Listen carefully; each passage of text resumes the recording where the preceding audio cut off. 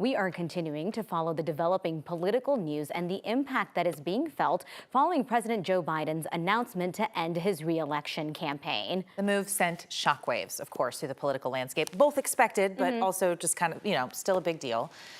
Many people now wondering what this means for the party, the upcoming election season, so many things. Today we have political expert and Democratic strategist Alvina Vasquez joining us. Welcome. Thank you for coming. Thank you. Okay, first thing, we know President Biden has already endorsed Kamala Harris. So what's the feeling there in the party, local Democrats, and also just like, does she have what it takes to beat Trump? Even though that was Biden's whole thing, like I beat Trump once, I can do it again. No, I think absolutely everybody is going to coalesce behind Kamala. I think it would make it, first of all, it was a statement when he chose her as his VP. He made that strategic decision knowing that she could serve in that role, but she's a woman of color, she's a young leader, and that sent a statement. And if you look at his administration, a lot of young emerging leaders were put in administrative roles. You look at Deb Haaland, Pete Buttigieg. So he's built this legacy for young people to lead. And I feel like, from what I've heard, a lot of folks are there to support the vice president. You know, you just touched on this. She's a woman, half Indian, half Black. Do you think the country is ready for a president like that? And how has that conversation changed over the years?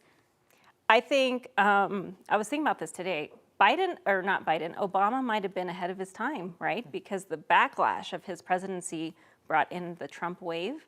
I feel like we're ready now. We're ready for a woman. We're ready for a woman of color. You know, Mexico just elected a woman. Now it's our turn to lead and get a more representative voice in the White House. I just wanted to follow up to that, NBC News had a story out about Asian Americans being a really significant voting bloc, right? And she has a lot of connections to different minority groups. How much of it is going to be about that familiarity, or how much of it is more about her policies to mobilize those voting blocs? I think different voters have different needs.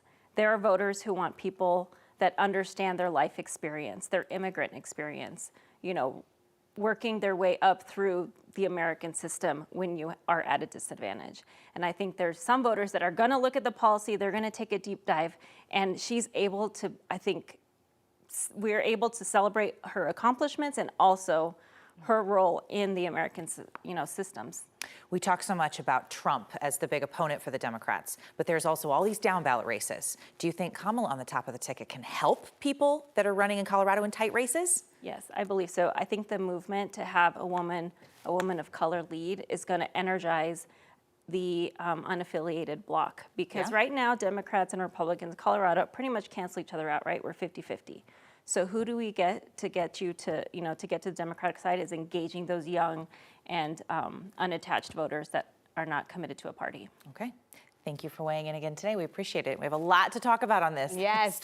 Every day is something new, this presidential race.